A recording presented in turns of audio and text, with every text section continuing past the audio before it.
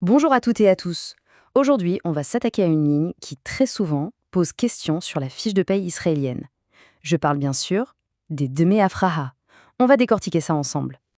Oui, cette fameuse ligne supplémentaire qui apparaît sur le bulletin de salaire, surtout en été. Qu'est-ce que c'est exactement? Si cette question vous a déjà traversé l'esprit, eh bien vous êtes au bon endroit. On va lever le voile sur ce mystère. Alors, les Dmei Havrahan, qu'est-ce que c'est?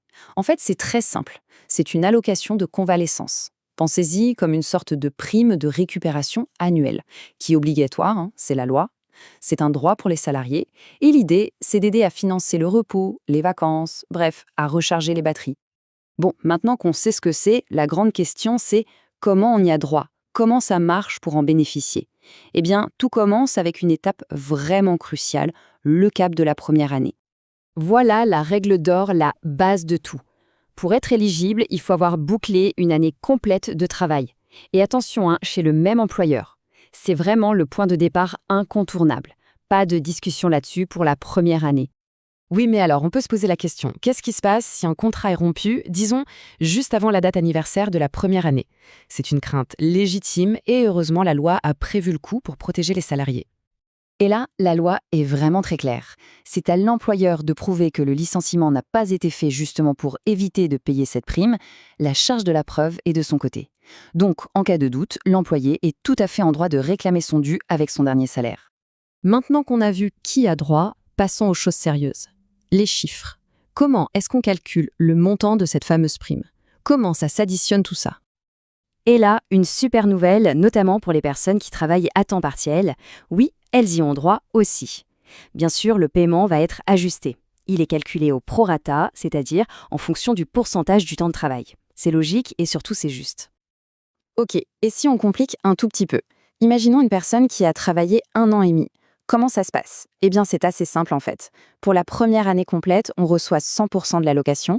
Pour les 6 mois supplémentaires de la deuxième année, on reçoit un paiement proportionnel à cette période. C'est un calcul au prorata, tout simplement.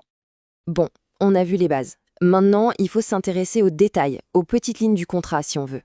Il y a quelques règles et exceptions qu'il est super important de connaître, que l'on soit employé ou employeur d'ailleurs. Alors, quand est-ce que ça tombe, ce paiement?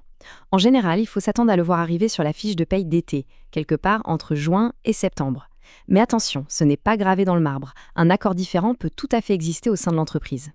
Ici, c'est un point super intéressant. Il y a en fait 2 manières de recevoir cette prime. Soit en un seul coup, une somme forfaitaire annuelle, soit, et c'est l'autre option, intégrée chaque mois au salaire.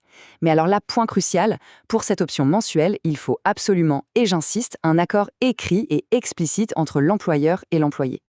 Et justement, à propos de cette option mensuelle, il y a une protection très importante. Le salaire brut doit être assez élevé pour couvrir et le salaire minimum légal, qui est de 34,32 shekels de l'heure à l'heure où on se parle, et la part mensuelle de l'avraha. En d'autres termes, un employeur ne peut pas utiliser la prime d'avraha pour gonfler artificiellement un salaire et atteindre le minimum. C'est interdit.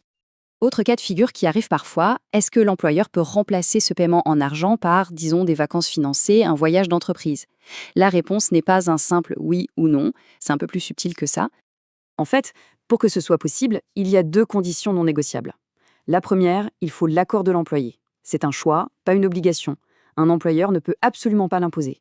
Et la deuxième condition, tout aussi importante, la valeur de ces vacances doit être au moins égale, voire supérieure, au montant de la prime qui aurait dû être versée. Jamais inférieur. Allez, on aborde maintenant un sujet qui fâche un peu parfois, mais qui est essentiel, les impôts. C'est bien beau de recevoir une prime, mais qu'est-ce qu'il en reste à la fin? Comment est-ce que c'est taxé? Pour bien comprendre, faisons un petit comparatif. Prenons les indemnités de licenciement. Il y a un plafond actuellement de 13 750 shekels par année de service qui est exonéré d'impôts. Gardez bien ce chiffre en tête parce que vous allez voir que pour les Demaï Avraha, ce n'est pas du tout la même histoire.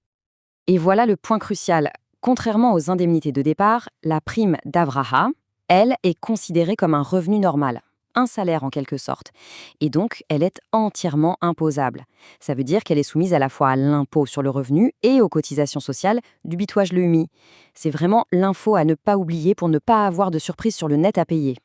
Bon, on a vu pas mal de choses. Pour être sûr que tout est bien clair, on va se faire une petite checklist récapitulative, les points clés à avoir absolument en tête. Alors, on récapitule. Premièrement, la condition de base, 1 an d'ancienneté minimum. Deuxièmement, le calcul est toujours proportionnel au temps de travail. Troisièmement, le payant se fait en général l'été, sauf s'il y a un autre accord. Quatrièmement, si c'est payé tous les mois, il faut un contrat écrit. Et enfin, le point le plus important pour le portefeuille, c'est un revenu entièrement imposable. Voilà, c'est tout ce qu'il faut retenir. Voilà, avec toutes ces clés en main, la prochaine fiche de paie estivale devrait être beaucoup plus claire. C'est donc le moment idéal de jeter un œil attentif à sa situation et de se poser la bonne question: est-ce que tout est géré correctement de son côté ?